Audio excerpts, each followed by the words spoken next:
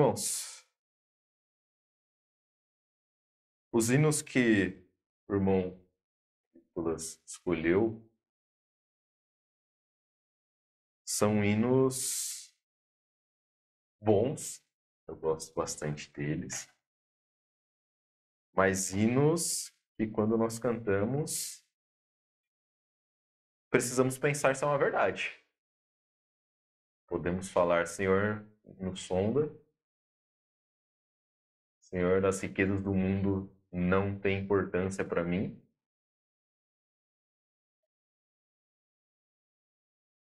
São coisas que a gente deve pensar na nossa vida, refletir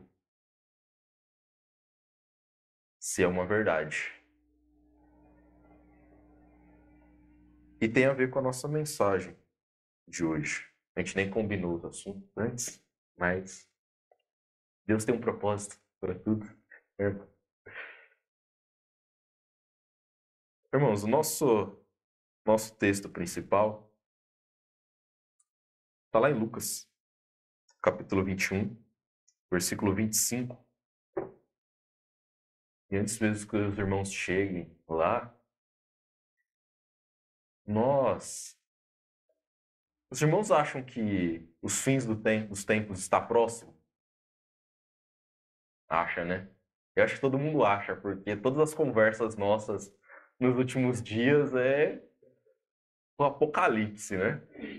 Um dia a gente fala sobre a perseguição, no outro dia a gente está conversando sobre o arrebatamento, no outro dia, cada dia a gente está debatendo um assunto, mas todos eles ligados com os fins dos tempos. Aí a pregação de hoje está lá o subtítulo: A Vinda do Filho do Homem. E é isso mesmo. Hoje nós vamos refletir um pouquinho sobre os fins dos tempos. Mas eu não vou pegar para mim pregar em Apocalipse. Eu vou deixar isso daí para o pastor. Porque aí a gente vai ter algumas divergências aqui e é um pouquinho mais difícil. Então a gente vai falar aqui um pouquinho em Lucas. Mas é refletindo sobre os últimos dias, como isso vai ser. Mas a gente não vai se ater aqui na mensagem, irmãos, de debater se a gente vai ser arrebatado antes da tribulação, no meio, depois, como que vai ser. Como diz o Bruno, né? Eu vou ver como vai ser. Não tem problema, eu prefiro ver. A gente vai descobrindo na hora. Algumas coisas a gente perde muito tempo debatendo e querendo achar a resposta. E são coisas que não importam. Não que não tenham a sua importância, né? Mas na prática cristã, na nossa vida, isso não deve influenciar. Mas as coisas que nós vamos ver aqui nessa passagem, irmãos, essas sim precisam estar bem firmes na nossa mente. Porque essas implicam diretamente em como nós vemos a vida, como nós vivemos e como nós aguardamos a vinda do Filho do Homem. Vamos ler aqui o texto. Lucas 21, versículo 25 diz: E haverá sinais no sol e na lua e nas estrelas, e na terra angústia das nações, em perplexidade pelo bramido do mar e das ondas. Homens desmaiando de terror, na expectação das coisas que sobrevirão ao mundo, porquanto as virtudes do céu serão abaladas. E então verão vir o Filho do Homem, numa nuvem, com poder e grande glória. Ora, quando estas coisas começarem a acontecer, olhai para cima e levantai as vossas cabeças, porque a vossa redenção está próxima. E disse-lhes uma parábola. olhai para a figueira e para todas as árvores. Quando já tem rebentado, vós sabeis por vós mesmos, vendo-as, que perto está já o verão.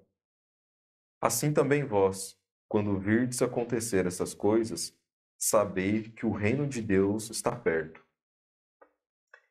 Em verdade vos digo que não passará esta geração até que tudo aconteça. Passará o céu e a terra, mas as minhas palavras não hão de passar. E olhai por vós mesmos, e olhai por vós. Não aconteça que os vossos corações se carreguem de glutonaria, de embriaguez e dos cuidados da vida, e venha sobre vós de improviso aquele dia, porque virá como laço sobre todos os que habitam na face de toda a terra. Vigiai, pois, em todo o tempo, orando, para que sejais ávidos por dignos de evitar todas essas coisas que hão de acontecer e de estar em pé diante do Filho do Homem. Vamos orar, irmãos. De irmão Amarildo, nos leva a Deus em oração. Deus, eterno Pai, Pai,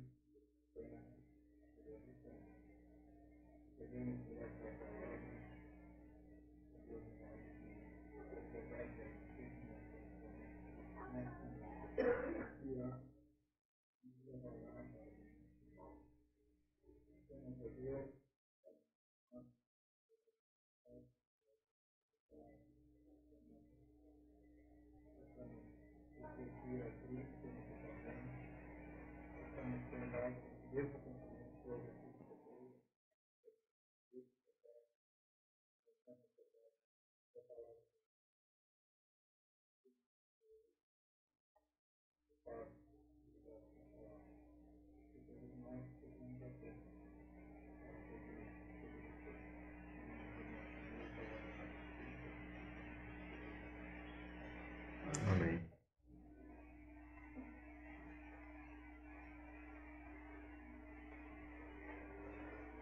Irmãos, aqui no versículo 25, capítulo 21 de Lucas, Jesus começa a dar uma visão de como estará os homens no momento da vinda dele, como o mundo vai estar. O que a gente consegue entender é um cenário de pavor, de desespero, né? A gente analisando aqui, ele diz, né? Começa dizendo: e haverá sinais no sol, na lua e nas estrelas. A gente gosta de conversar e tentar ver as coisas que estão acontecendo no mundo e uma pergunta, vocês acham que os fins dos tempos está próximo? E a gente fica, né, olhando os detalhes, poxa, mas o que está acontecendo no mundo? Tal coisa, que tal político aconteceu, está para estourar uma guerra em tal lugar. E a gente fica tentando achar coisinhas, às vezes, né, do apocalipse se iniciando. Mas aqui, o que a passagem deixa claro é que vai estar num cenário que vai estar bem claro. Não vai ser, olha, você viu, está acontecendo uma coisa numa tribo lá na África. Ouvi falar, isso é um sinal do apocalipse. Irmãos, não. O sol vai estar diferente. A lua vai estar diferente. As estrelas vão estar diferentes. Os astros vão estar diferentes. Vai ser algo que todos poderão ver. Algo visível. Toda a terra vai tremer nesse momento.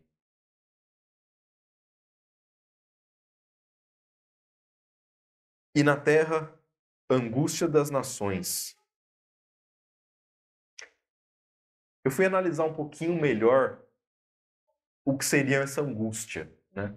Porque quando a gente fala de alguns sentimentos que o ser humano tem, cada um interpreta de uma forma, né? O que é exatamente angústia? Olha que interessante, a definição do que é angústia. É um estado mental de perturbação emocional, caracterizado pela união de sintomas psicológicos e físicos. A pessoa angustiada tem a sensação de que tudo está perdido, tornando-se cega para as soluções de seus problemas. Os homens vão estar dessa forma. E aí a gente olha para o mundo atual e a gente começa a ver isso se desenhar, né? Uma perturbação emocional. A gente tem visto as pessoas cada vez mais perturbadas. E a gente fala às vezes, perturbada, quando tinha as pessoas no trânsito cortando e fazendo barbeiragem. Pessoa perturbada. Mas não é só isso. A gente vê que os valores das pessoas cada vez menos têm algum sentido. Comentamos ainda, agora virou rotina já, né? Parte do culto nosso de quarta-feira é para a gente falar sobre as barbaridades que estão acontecendo no mundo. E a maioria delas atualmente tem sido em escolas com crianças.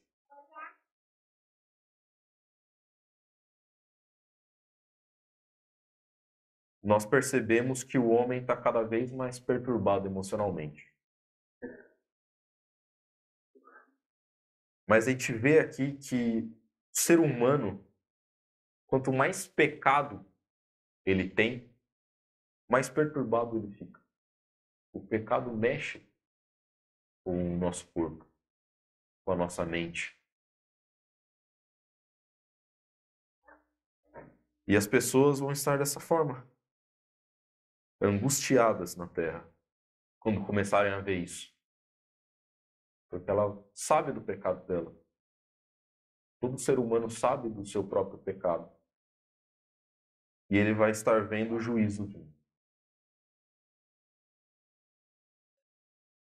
Só que um problema da pessoa angustiada, uma das coisas aqui que define esse sentimento de angústia, é que ele não consegue enxergar a solução dos seus problemas. Ele não consegue resolver por ele mesmo aquele problema dele.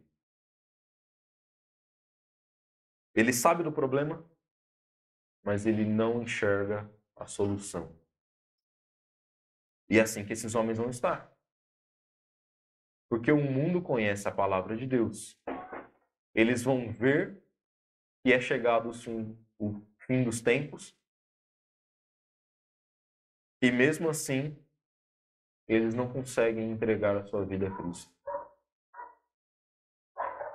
Eles não conseguem quebrantar o seu coração e enxergar Deus na sua vida. Isso com certeza vai mexer mais ainda com ela e vai dar um desespero maior ainda. E a passagem continua aqui para a gente entender como o ser humano vai estar. Ele diz, em perplexidade pelo bramido do mar e das ondas.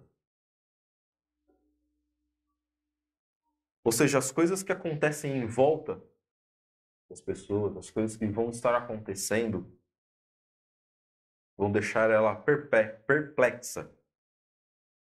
Perplexa é uma pessoa sem rumo. Ela não sabe que caminho seguir. Perdida. E aqui ele mesmo põe, né, o mar e as ondas. É desesperador você pensar, você estar lá, né? O Victor fazendo isso aqui. É o desespero, né? O pesadelo de qualquer pessoa. Você está em meio de um mar agitado, com as ondas quebrando, e você não sabe o que fazer. Né? Quando você está lá no meio do mar, você tem que tentar entender a correnteza, para onde que ela vai, de onde que ela vem, contar ondas. Né?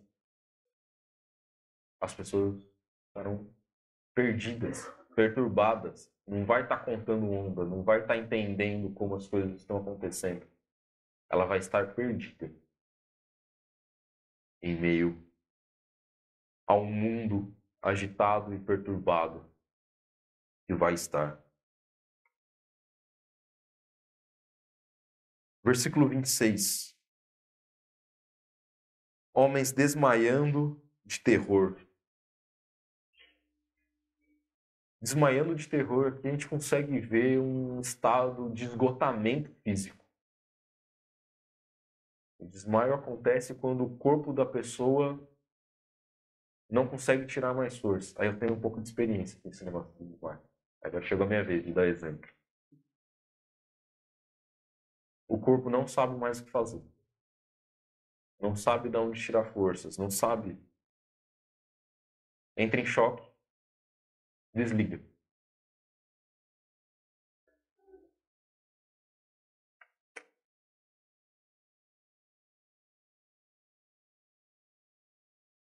Irmãos, a gente acabou de passar por uma pandemia. Passar ou ainda estamos nela. A gente nunca vai saber quando acabou isso ou não. Mas a gente pode ver como o mundo ficou em estado de choque por causa de um vírus. Um vírus que ninguém sabia como agir com ele. E as pessoas simplesmente surtavam. Você pode imaginar como essas pessoas vão estar no fim dos tempos? Onde a gente sabe que vírus vão ser coisas rotineiras, guerras para tudo quanto é lado. Como a gente viu aqui, sol, lua, estrela abaladas. O mar fora de controle, agitado. E o mar mexe com todo o nosso planeta. Como você acha que as pessoas vão estar? Apavoradas.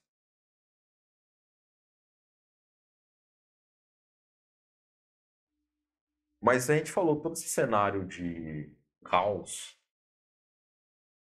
não é para tentar pôr medo nas pessoas. Tá? Acabamos de falar aqui, né, no estudo dos varões. Para que foi escrito o livro de Apocalipse? Para dar medo nas pessoas? Para deixar as pessoas chocadas com as coisas? Não. É uma palavra de conforto. E esperança para as pessoas, para os crentes, por tudo aquilo que aconteceria. E aqui Jesus está falando com os seus aqui, e a intenção de Cristo aqui é justamente dar esperança para aquele homem. Cristo estava preparando eles por todas as dificuldades que eles viriam a passar a partir dali, e já escrevendo para nós, e escrevendo para as pessoas que vão estar quando tudo isso acontecer.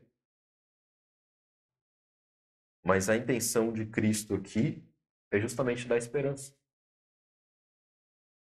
Porque quando a gente vê todo esse cenário de pavor, de medo, de caos no mundo, o crente não deve ficar em desespero. Pelo contrário, a gente vai ver aqui na sequência da passagem, vai ser um momento de alegria para o crente. Em meio a tudo isso, chega de repente o versículo 27, que diz assim: E então verão vir o Filho do Homem numa nuvem, com poder e grande glória. Você pode imaginar o cenário todo de caos, o sol perdendo a sua força, e de repente você olha para o céu e Cristo vindo. Vamos aproveitar, irmão. Vamos em Apocalipse 19.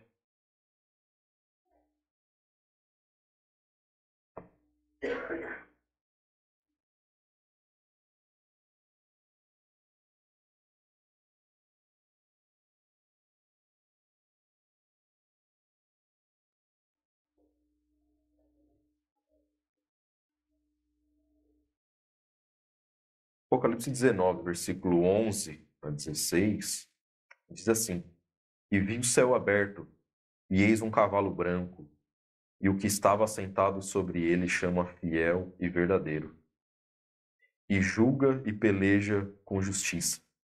E os seus olhos eram como chama de fogo, e sobre a sua cabeça havia muitos diademas, e tinha um nome escrito que ninguém sabia senão ele mesmo. E estava vestido de uma veste tingida de sangue. E o nome pelo qual se chama é a Palavra de Deus.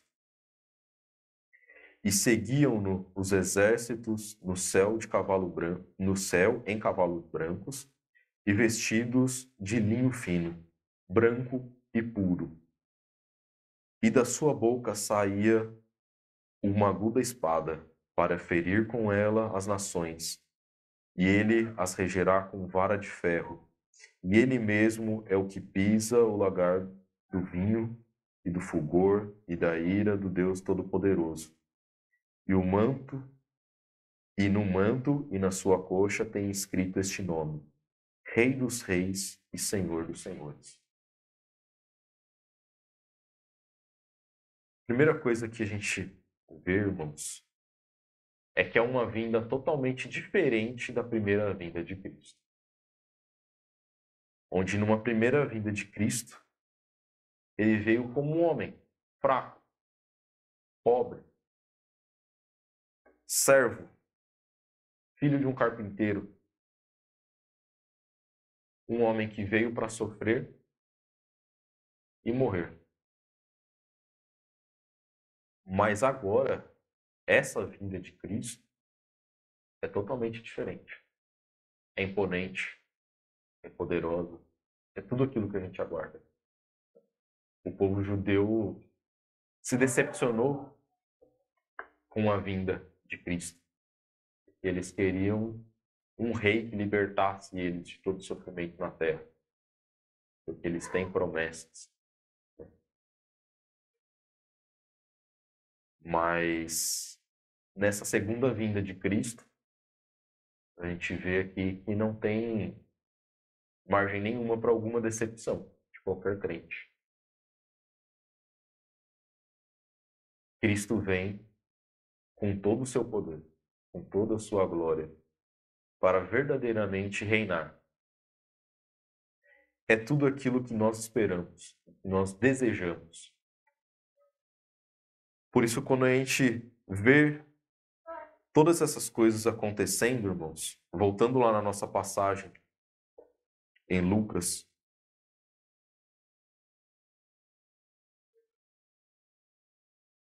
o versículo 28, ele diz: Ora, quando essas coisas começarem a acontecer, olhai para cima e levantai as vossas cabeças, porque a vossa redenção está próxima.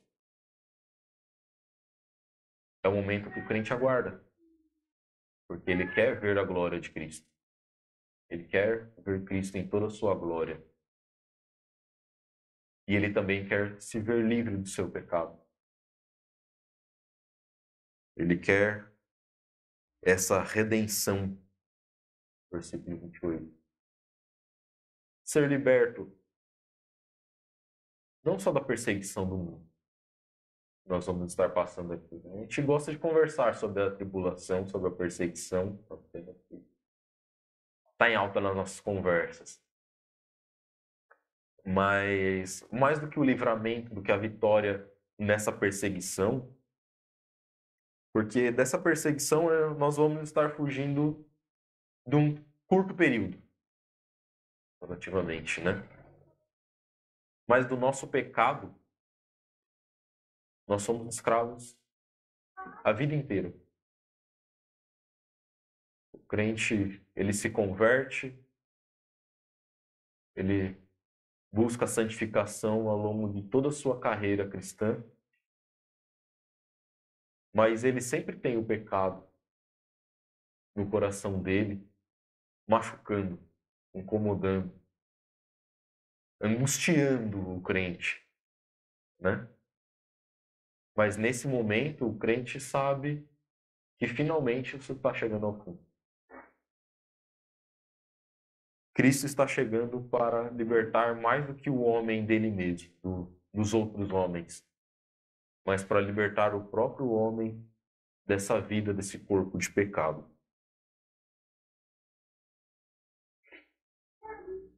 Por isso é um momento de alegria para todo crente.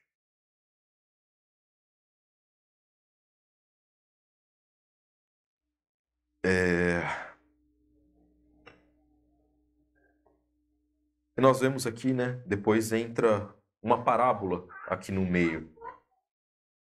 Isso. E disse-lhes uma parábola: olhai para a figueira e para todas as árvores. Quando já tem rebentado, vós sabeis por vós mesmos, vendo-as, que perto está já o verão. Assim também vós, quando virdes acontecer essas coisas, sabei que o reino de Deus está próximo. O que Cristo quer dizer aqui é que o crente vai poder ver, ele vai entender que Cristo está chegando o grande dia. Vai ser possível saber. Não é com dúvida, como o povo fica por aí. Não, mas Cristo já está voltando. Não, ele já voltou, mas ele não voltou. Ele está no meio do caminho. Não.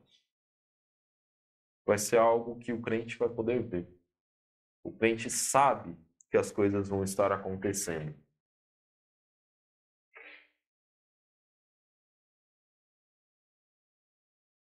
Mas aí nós chegamos, irmãos, no versículo 32, onde talvez fique alguma coisa aqui para a gente. Né? Aquelas pulgas que ficam nos incomodando, que algumas pessoas usam para, lá, tá vendo? A Bíblia é falha. Vamos ver aqui, irmãos, versículo 32 diz: em verdade vos digo que não passará esta geração até que tudo aconteça. E aí, irmãos? Eles já morreram. A gente ficou para trás. Aí nós temos algumas teorias, né? Do que aconteceu aqui. Se os irmãos tiverem outra teoria, pode falar. Mas a primeira teoria, a primeira explicação disso, é que o que essa geração veria passar é referente ao que Cristo está falando antes, né? Porque a passagem que vem antes aqui desse texto que a gente está falando, Cristo estava falando, na verdade, da destruição do templo de Jerusalém. Então, alguns entendem aqui que o que essa geração ainda veria é a destruição do templo. O que de fato aconteceu ainda naquela geração.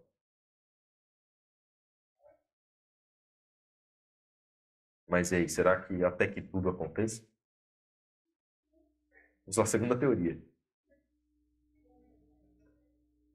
Geração, a palavra geração, ela pode dizer respeito a pessoas que nascem sucessivamente com atitudes e características semelhantes.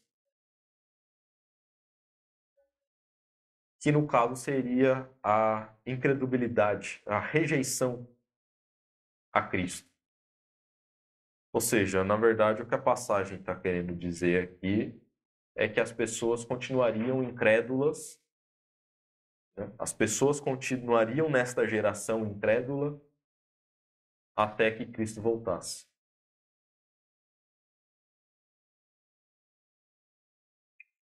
Outra teoria é que, na verdade, o que está querendo dizer aqui é que todo esse cenário de Apocalipse, quando começarem os sinais, a perseguição e tudo mais aqui, isso tudo acontecerá no tempo de uma geração. Os irmãos têm outra opinião? Tem algumas, né? Segunda, né, pastor? Segunda? Segunda, né? Eu também acho que é a segunda. A que eu vejo mais sentido aqui para explicar essa segunda. Geração, nós queremos dizer que os homens continuam incrédulos. O mundo não se transformou. As pessoas continuam com o coração duro. Israel continua negando a Cristo, né? Um dos temas que nós conversamos aí nas últimas 24 horas é sobre isso, né? Sobre o povo de Israel. O povo de Israel, nós vemos na história de Israel várias vezes, né? Eles fazem o que é agradável a Deus, depois eles começam a servir a outros deuses. Deus pesa a mão sobre eles. Dá um tempo, eles voltam a servir a Deus, Deus abençoa, eles começam de novo a cair nos seus pecados. Mas desde que Cristo veio, o povo de Israel serviu a Deus? Buscou ser agradado a Deus? Nenhuma vez. Já se vão 2000 anos, o povo de Israel continua com o coração duro com eles. A geração continua. Continua exatamente. As coisas mudam no mundo, mas na verdade o povo continua igual era no tempo de Cristo. Perdido em seus pecados, sem buscar agradar a Deus.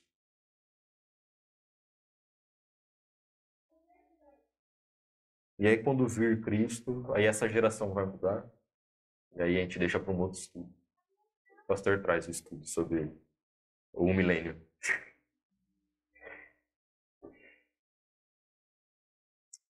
Versículo 33 nos diz: passará o céu e a terra, mas minhas palavras não hão de passar. Como eu disse, essa passagem, irmão, não é para aterrorizar ninguém, é de conforto. Cristo está afirmando aqui que as promessas dele são eternas. A salvação dele, o conforto. Deus, Cristo foi morto, mas ele deixou o Espírito Santo para nos cuidar, para ensinar, para fazer tudo aquilo que Jesus fazia nesse tempo. O Espírito Santo permanece fazendo por nós.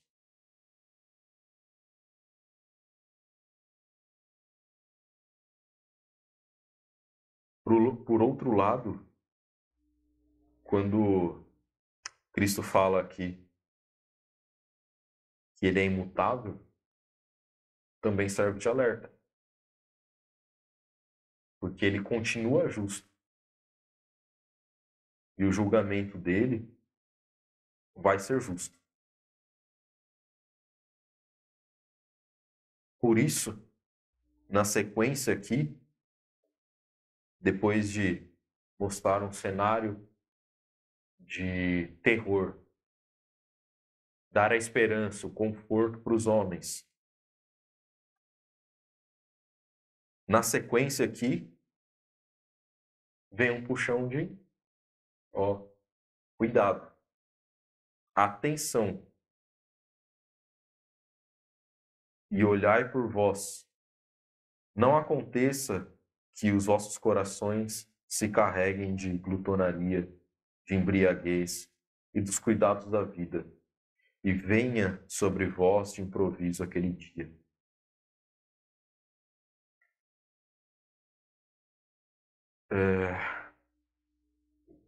Irmãos, fica um alerta aqui, muito grande para cada um de nós. Esse alerta aqui, Cristo não estava falando com as pessoas perdidas, as pessoas que não criam nele. Ele estava falando isso para aqueles homens que estavam seguindo ele. E ele fez esse alerta para eles, e ele fez alerta para Pedro depois. E Cristo alerta o tempo todo as pessoas que estão perto dele, que estão seguindo ele, que estão declarando amor a ele. Cristo permanece alertando elas. Fala, olha, cuidado para que não caia. Porque o pecado está no coração do homem. Nós ainda não fomos libertos. A nossa redenção ainda não veio. O pecado permanece no nosso corpo. E é por isso que ele alerta aqui. E esse alerta aqui, logo o primeiro, serve para todo cristão, né? A glutonaria. Uma coisa que o crente gosta é de comer. Né?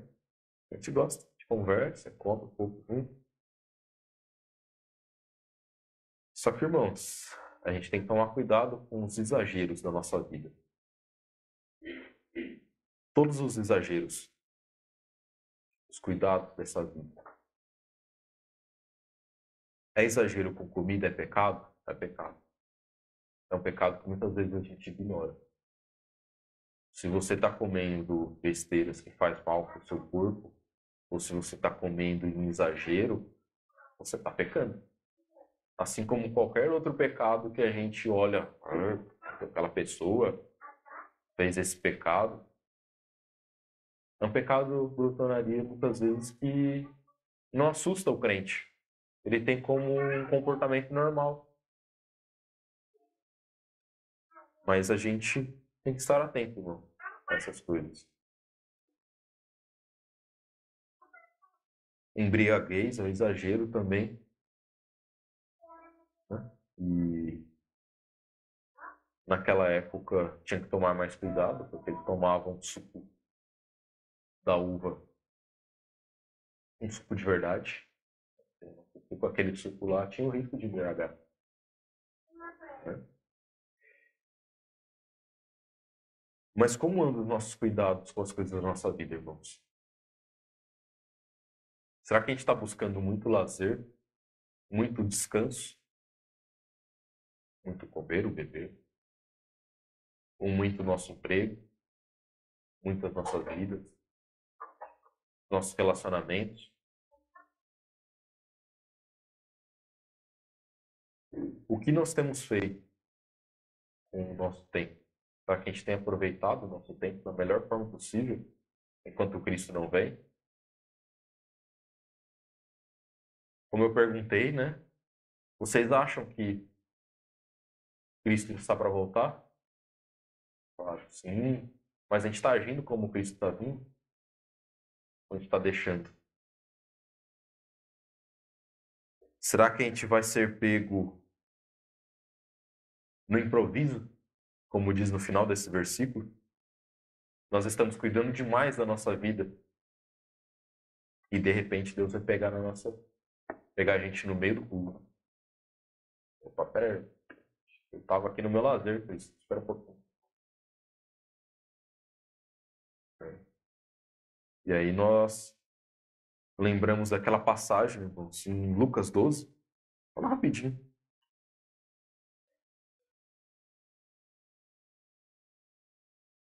Lucas 12, versículo 13 a 21.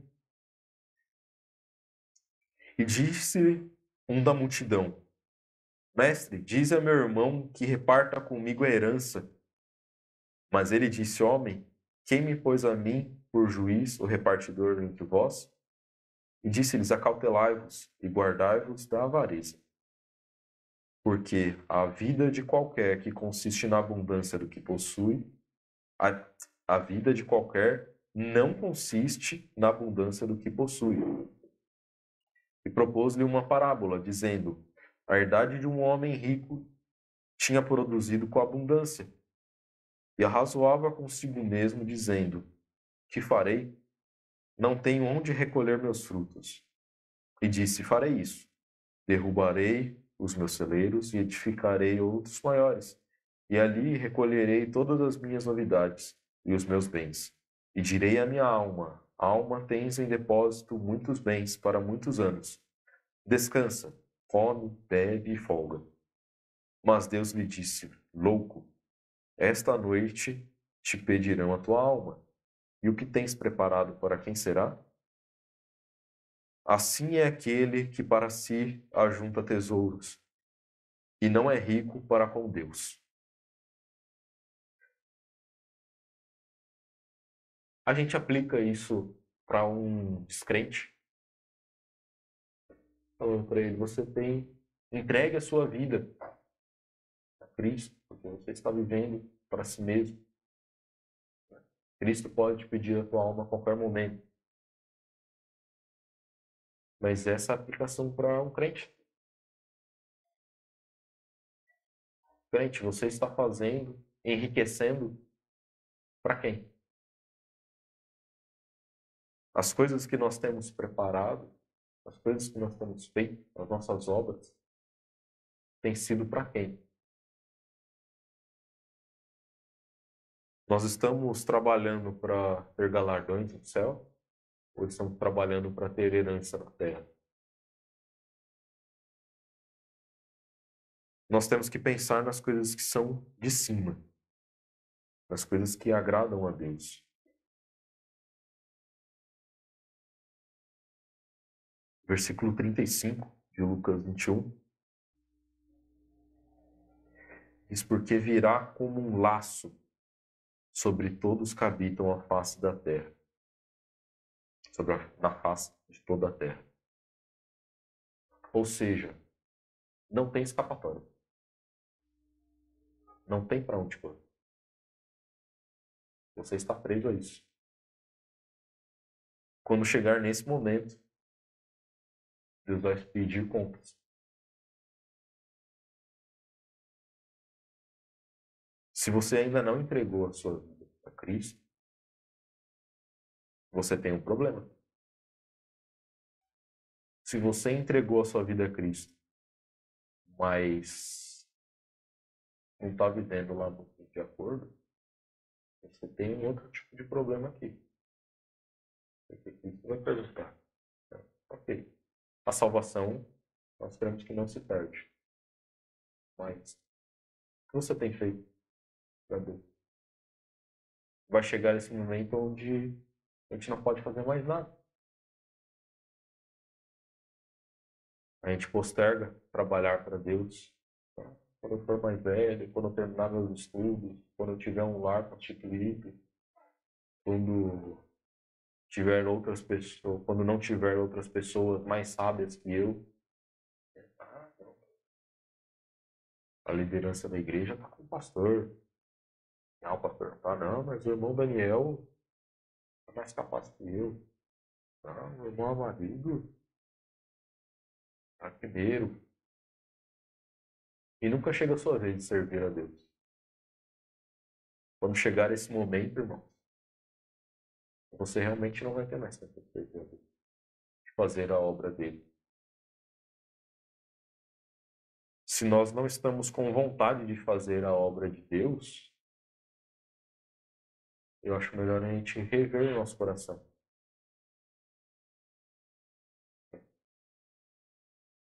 O sonda-me a Deus. É bom a gente se sondar antes, né? Antes de pedir para Deus sondar. As riquezas do mundo não têm valor para mim? Mas no meu dia a dia eu tenho vivido para quê? Para a riqueza do mundo ou para a riqueza do céu? Nós estamos vivendo para a riqueza do mundo, a gente não pode cantar: a riqueza do mundo não tem valor para mim.